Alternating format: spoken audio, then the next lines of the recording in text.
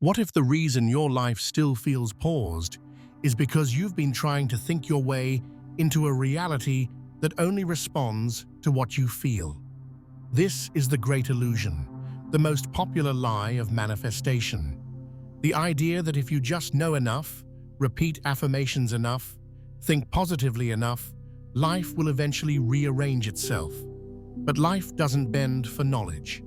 The field doesn't listen to what you've memorized. It listens to the signal you broadcast with your entire body. Every possibility remains fiction until you feel it as real. That is the inconvenient truth. Your future, the one where you are already loved, already free, already successful, doesn't arrive because you want it, or study it, or believe in it with your mind. It materializes the very moment your nervous system begins to breathe it as now. Reality isn't waiting for your effort. It's waiting for your coherence. Coherence happens when thought and feeling match, when your mind is no longer declaring abundance while your gut whispers fear, when your mouth isn't repeating asterisk, I trust the universe asterisk, while your chest still tightens with doubt. That's not alignment, that's contradiction. And the field doesn't reflect the brightest wish. It reflects the strongest signal. This is why so many people say, I've done the inner work, but nothing is changing. On the surface, they've put in the hours. They've written the affirmations, listened to the meditations, journaled the goals. But underneath, the emotion is still bound to the past. The body is still running the old program of disappointment, fear, or unworthiness. And it's not thought but emotion that collapses possibility into form. You don't manifest what you declare. You don't manifest what you study. You manifest what you feel as already true. And if most of your energy is spent waiting, hoping, or checking the mirror of external reality for proof, then waiting becomes your dominant broadcast. Waiting is the emotion of separation, of not yet, of almost. And the field mirrors exactly that. Here's the radical shift. Emotion isn't feedback. Emotion is instruction. When you feel fear, you confirm to the field that this is your timeline.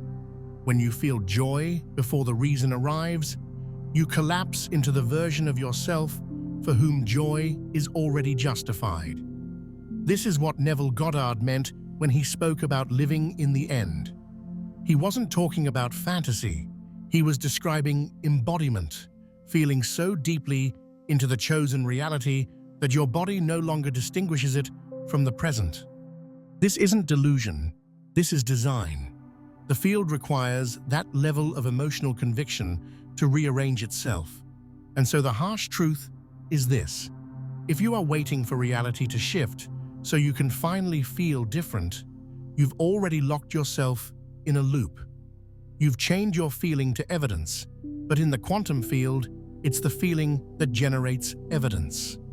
Some people appear to manifest with ease, not because they're lucky, but because they've trained their emotional body to lead reality instead of follow it. They feel the state first, and the world rushes to echo that signal, and you can do the same. So pause here and let this land. What are you actually feeling most of the time? Not what you want, not what you say, but what vibrates beneath the surface. Because until that changes, you're not creating a new life. You're rehearsing the old one with new words. You can think abundance all day long, but if your body is still wired for fear, the field will echo fear. This is the hidden contradiction that keeps most people trapped. On one level, the mind declares, I am safe, I am wealthy, I am loved. But underneath, the body carries the memory of lack, the tension of survival, the chemistry of old wounds. And in this battle, the body always wins. Because reality doesn't listen to the mind's slogans. It listens to the frequency of the body. Your brain might rehearse affirmations, but your chest still tightens when you think of bills. Your mouth might say, you trust life, but your stomach drops when plans fall apart. This incoherence splits your signal. It tells the field two opposite stories, one of hope, one of fear. And the field, like a perfect mirror, reflects the stronger one, always. This is why someone can spend years studying spirituality and still feel stuck, because studying feeds the intellect, but it doesn't rewrite the body. The intellect can quote every teacher, every method, every sacred text. But when the lights go out at night, the nervous system whispers what it has always whispered. I don't feel safe. I don't feel worthy. I don't feel ready. That whisper is the true command. The uncomfortable truth is this. Most people try to drag their bodies into the future with the chains of the past still locked around them. They imagine a new life but keep carrying the same emotional chemistry. They talk about freedom while their heartbeat still races with the rhythm of survival. They ask for love while their body still flinches at intimacy. They declare abundance while every cell vibrates in the memory of scarcity. And then they wonder, why is nothing changing? The answer is simple but brutal, because the field reflects what you embody, not what you imagine. Think of it like music. Your mind may be singing one melody, but your body is playing another. And when both are played at the same time, what emerges is not harmony, but noise. The field doesn't amplify noise. It searches for the dominant note, the one sustained with the most intensity. That note is always the emotional signal of your body. And that is what becomes reality. This is why some people feel cursed by repetition. The same failed relationships, the same financial struggles, the same self-sabotage. They think they are attracting these patterns again and again. But in truth, they are not attracting. They are broadcasting. Broadcasting the same unresolved emotions that collapse into the same old scripts. If your life feels stuck in replay, it's not because you haven't thought big enough. It's because your body hasn't felt new enough. Until your emotional state upgrades, your external state cannot. Because thought without emotional backing is static, like a radio signal too weak to reach the receiver. Emotion amplifies. Emotion carries the thought into the field with undeniable force. Here is the paradox. The very effort to try harder often makes it worse. The more desperately you try to think your way into a new life, the more you confirm to your body that you don't have it yet. Trying becomes proof of absence. Effort becomes the language of separation. And the field, loyal as always, mirrors back the lack that effort is built upon. So pause again. Notice the split. Notice the gap between the story in your head and the sensation in your body. Which one do you think reality listens to? Which one do you think the field will echo? The truth is merciless but liberating. Reality always sides with the body. Until thought and body merge into coherence, you will keep creating two signals, and the one charged with the deepest emotion will always decide your fate. Most people believe that emotions are simply responses, echoes of whatever happens in the outside world. Something good occurs, you feel joy. Something bad occurs, you feel fear. But this is the greatest misunderstanding of all. Emotion is not passive feedback. Emotion is an active command. Every feeling you sustain is a direct instruction to the field, a declaration of what reality must mirror back to you. Fear doesn't just describe danger, it summons more of it. Gratitude doesn't just follow blessing, it magnetizes new ones. Joy without reason doesn't make you naive. It anchors you into a future where joy is the baseline. This is why people who seem lucky often live in constant states of lightness, They are not rewarded with joy by chance. They are rewarded because they broadcast joy first. The mind can imagine 1,000 futures, but emotion is what collapses one of them into form. Thought is potential. Feeling is command. Every time you enter an emotional state, you are choosing which timeline your body belongs to. You are instructing the field. This is my reality. Amplify this, and the field, obedient and neutral, obeys without judgment. This is what Neville Goddard meant by living in the end. He did not speak of daydreams. He spoke of the radical discipline of embodiment. To live in the end is to feel the desired reality as present, so fully that your body no longer knows the difference. Joe Dispenza calls it coherence. When heart and brain vibrate in unison, the field reorganizes itself around that signature. Different language, same truth. The future belongs to the emotion that dominates your body. Consider how quickly fear can hijack reality. One anxious thought about tomorrow spirals into dread. That dread triggers a cascade of chemicals in your body. Your heart races, your breathing shortens, your stomach tightens. Within minutes, your entire system is broadcasting survival.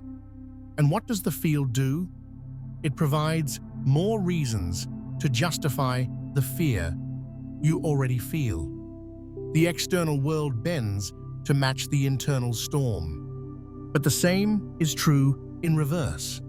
Imagine practicing joy without evidence. At first, it feels strange. Your mind protests. There's nothing to celebrate yet. But if you stay with it, the body begins to shift. Shoulders relax, breath deepens, heart rhythm stabilizes. The nervous system learns a new baseline. Now you are broadcasting not survival, but fulfillment. And slowly, then suddenly, the field reconfigures to deliver experiences that resonate with this signal. This is the essence of power. Not to wait for conditions to justify emotion, but to choose emotion as the architect of conditions. To stop being the victim of feeling and become its director. When you realize this, you no longer chase proof. You generate proof by embodying the frequency first. The mistake most people make is expecting thought alone to rewrite the script. But thought without feeling is a voice without breath. It speaks, but it does not carry. Only emotion gives it weight, tone, and reach. Emotion is the electricity that lights the word into existence. Without it, nothing changes. So understand this. Your life at this very moment is a reflection of your most rehearsed emotions, not your intentions, not your declarations, but the feelings your body practices every day. Change the rehearsal, and the stage must change with it. Pause and reflect. If emotion is command, then every second of fear, doubt, or anger is an order stamped onto your future. But so is every second of love, calm, and joy. You are always commanding. The only question is, what timeline are you commanding now? Most people do not live in the present. They live in the memory of their emotions. The body is a recorder, and every experience leaves a trace. Every betrayal, every failure, every moment of fear etches itself into your nervous system, into your chemistry. And long after the moment has passed, the body still replays the signal. This is why your mind may swear it wants freedom, but your body walks the same old cage. The past isn't gone. It's alive inside you as emotion. That heartbreak from years ago, your chest still tightens the same way when someone gets close. That humiliation in childhood, your stomach still knots whenever you speak in public. That financial struggle your parents lived through, your nervous system still vibrates with scarcity, even though your circumstances have changed. The past is not history, it is rehearsal, and your body is the stagehand making sure the same play gets performed night after night. This is what it means to be trapped in an emotional prison. You think you are reacting to the present, but you are really reacting to the ghosts of old experiences. Your partner says something harmless, but your body hears your ex's insult. Your boss raises an eyebrow, and your nervous system relives the scolding of your childhood. Your friend cancels plans, and your chest tightens with the same abandonment you felt decades ago. Nothing in the present justifies the storm, but the body doesn't care. It runs the program it knows. Here lies the cruel paradox. The body prefers the familiar, even when it is painful. Pain feels safer than the unknown. The body will cling to fear, anger, shame, not because it enjoys them, but because it recognizes them. And recognition feels like survival. This is why people unconsciously sabotage new beginnings. They say they want love, but when it arrives, their body panics because love feels unfamiliar. They say they want abundance, but when opportunities come, they freeze because abundance feels unsafe. The body pulls them back into the chemistry it knows, even if that chemistry is misery. So what happens? The past keeps repeating. Different faces, same wounds. Different jobs, same failures. Different years, same story. Life feels cursed, as if some invisible force is scripting the same scenes again and again. But the truth is simpler and more confronting. It isn't fate that repeats, it's emotion. The body's emotional memory is more powerful than any thought. You can read 100 books about healing and still collapse into panic when triggered. You can meditate daily and still find yourself lashing out with the same anger you swore you'd outgrown. Because the body doesn't change through knowledge, it changes through new feeling. Until you interrupt the cycle of emotional memory, the past will keep writing your future. You cannot think your way out of it. You cannot argue with your nervous system. You must train it, teach it a new baseline, introduce it to the unfamiliar frequency of calm, safety, love, abundance. At first, the body will resist. It will say, "This feels fake. This feels dangerous. This feels wrong." But if you persist, if you stay, the unfamiliar becomes familiar. And then the prison doors finally open. This is why transformation always feels terrifying. You are not just stepping into a new life. You are stepping out of the emotional cage your body has mistaken for home. And home, no matter how toxic, always feels safer than the unknown. That's why courage is not the absence of fear. Courage is the decision to keep feeling new emotions until the body accepts them as real. Pause and realize, if your present feels identical to your past, it is not because life has conspired against you. It is because your body has conspired with your memories. Break that pact, and the field will have no choice but to reflect the new signal you rehearse. If the body is addicted to the emotions of the past, then freedom means giving it a new addiction, to the emotions of the future. This is the heart of transformation. Not to think differently for a day, but to feel differently until the body believes. To rehearse the future so consistently that your nervous system accepts it as the only reality it knows. Imagine it like training a muscle. At first, the body resists. It trembles under the new weight. It wants to drop the bar and run back to its comfort zone. But with repetition, the impossible becomes normal. The muscle grows, strength builds. In the same way, emotional training requires you to keep summoning the feeling of your chosen future, even when your mind screams, "It's not real yet," especially then, because that is the moment of rewiring. When you wake up in the morning, you can choose to let your body rehearse the old program, the anxiety about work, the heaviness of routine, the dull repetition of yesterday, or you can catch it, interrupt it, and install a new script.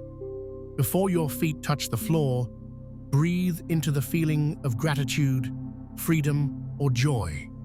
Not because of what has happened, but because you've decided that this is now your baseline. You are no longer waiting for a reason to feel. You are giving the body the reason. At first, it feels artificial. The old program whispers, "You're lying to yourself." But repetition rewrites identity. The body doesn't care if the emotion is sparked by external events or by inner choice. It only knows chemistry. And when you flood it with new chemistry often enough, it accepts the new signal as truth. That truth becomes your identity. That identity broadcasts to the field, and the field, loyal as always, delivers matching evidence. This is why daily practice matters more than intensity. One profound meditation is not enough. One burst of gratitude cannot cancel years of rehearsed fear. Transformation is built on consistency. Every time you feel the future before it arrives, you carve a new groove in your nervous system. Every time you rehearse the emotion of freedom, your body learns to let go of the chains of survival. Every time you summon joy without reason, you tell the field, "This is who I am now." Align reality accordingly. Think of actors. The great ones don't just recite lines. They embody the role until their own body chemistry shifts. Their heartbeat, their breath, their posture changes. For those hours on stage, they are no longer themselves. They are the character, and the audience believes it because the actor believes it first. This is what you must do with your future. You must act it so fully, feel it so completely, that the body no longer knows the difference between rehearsal and reality. And then something subtle happens. You stop looking for signs. You stop checking if it's working. Because the future is no longer an idea you hope to reach. It is a state you are already living. The field cannot ignore such conviction. It has to bend. But understand this, the practice is not about forcing reality. It is about training the only part of reality you control, your own state. The paradox is that once your state changes, reality doesn't need to be forced. It flows, rearranges, bends.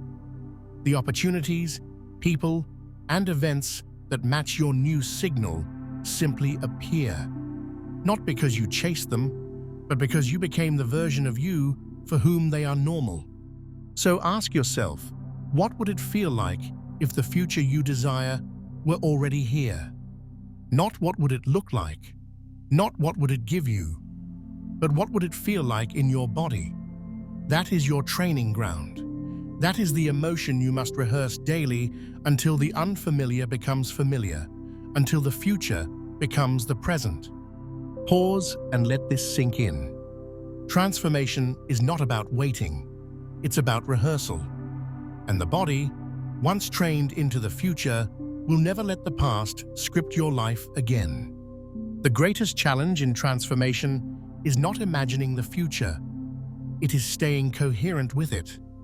Anyone can close their eyes for a few minutes and picture abundance, love, or freedom. But coherence means holding the same emotional state when life tests you, when circumstances contradict you, when the external world tempts you back into the old chemistry.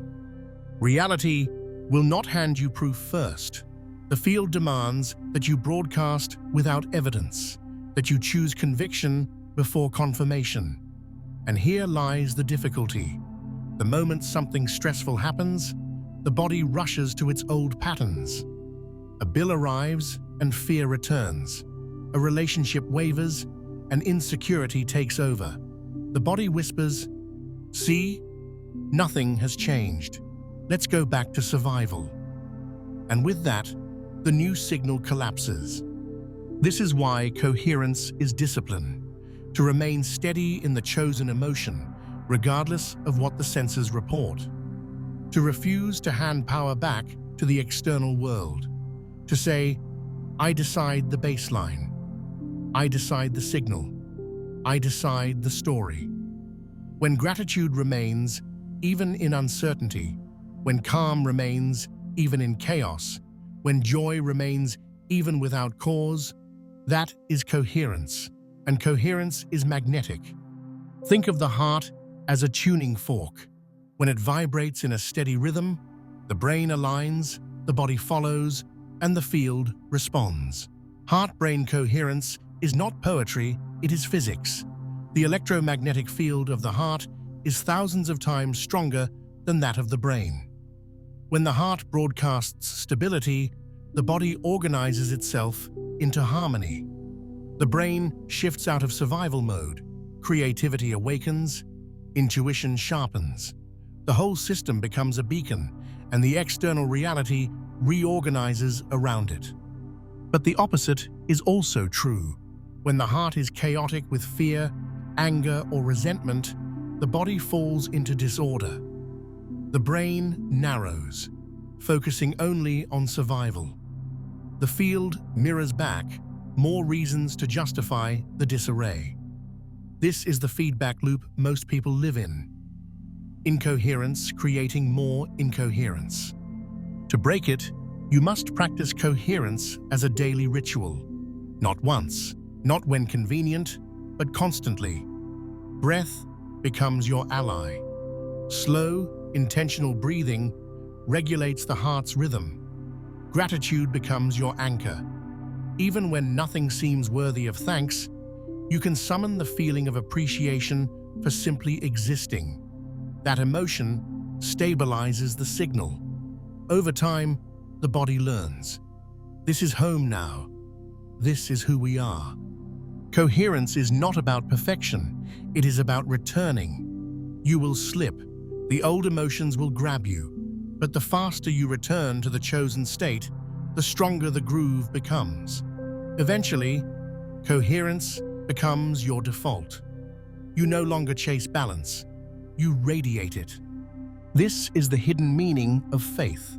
Not blind belief in something external, but unshakable coherence with what you have chosen internally. Faith is emotional discipline. Faith is refusing to abandon the signal even when the evidence is absent. And when that discipline holds long enough, the evidence appears. So understand, coherence is not optional. It is the bridge between the future you imagine and the reality you live. Without it, your signals remain fractured, and the field mirrors confusion. With it, thought and body merge into one voice, one frequency, one undeniable command. Pause here. Are you coherent? Does your body feel what your mind declares? Or are you still split between hope and fear? Remember, the field does not respond to half signals, only to coherence. The ultimate goal is not to rehearse the future for a few minutes each morning and then collapse back into the old self by afternoon. The goal is to live as the future self, to carry the state so completely that every action, every choice, every interaction emerges from it. This is what it means to embody destiny rather than chase it. When you embody, you stop waiting. Waiting is the language of lack.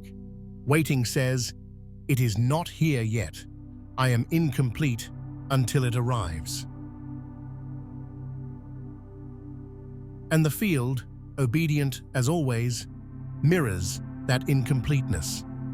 But when you live as the future self, you remove the distance between desire and being. You stop searching for signs, because you are the sign. You stop asking for proof because your very state is proof. Think of it this way. If you were already the person who had the love you seek, how would you wake up in the morning? How would you walk into a room? How would you speak, breathe, carry yourself? If abundance were your natural state, how would you make decisions? How would you treat others? How would you spend your time? If freedom were already real, how would you move your body? How would you inhabit silence? How would you face challenges? These are not idle questions. They are the blueprint of embodiment. The mind tends to complicate, to analyze, to strategize, but the body only knows repetition.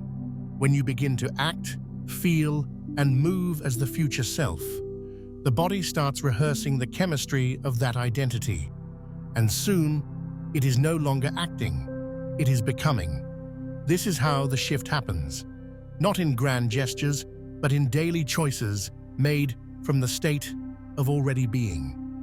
The people around you will notice. Some will be drawn to the new signal, others repelled by it. Because when you change your frequency, you change your relationships, your opportunities, your environment. Those aligned with the old version of you may fall away. This is not loss, it is alignment. The field is reorganizing your external reality to match the new internal truth. And here lies the paradox. When you truly live as the future self, the external changes no longer matter as much. They arrive, yes, the love, the abundance, the freedom, they manifest. But they no longer define you, because your state is no longer dependent on them. You are no longer ruled by circumstance. You are the source. The external becomes reflection, not foundation. This is liberation. To no longer be the victim of the past or the beggar of the future, but the author of the present. To wake each day already whole, already aligned, already fulfilled, and from that wholeness to create. This is what mystics, sages, and teachers across centuries have pointed toward. Different words, same truth. The kingdom is within, and once you live from it, the outer world cannot resist reflecting it. But do not confuse this with fantasy. Embodiment is not pretending.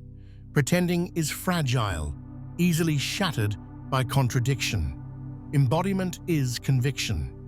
It is rooted not in wishful thought, but in rehearsed emotion, trained coherence, disciplined state. It does not break when tested. It remains steady, and because it remains steady, reality has no choice but to conform. So the journey ends where it began, with emotion. Thought can imagine, but emotion commands. Thought can inspire, but emotion instructs. To live as the future self is to master the language of the field, to broadcast a signal so consistent, so embodied, that the field must reorganize itself in your image. Pause and reflect. The life you desire is not waiting for you in some distant horizon. It is waiting inside you, in the emotions you are willing to practice today. Choose them, rehearse them, embody them, and soon you will realize that the future was never something to reach. It was always something to remember.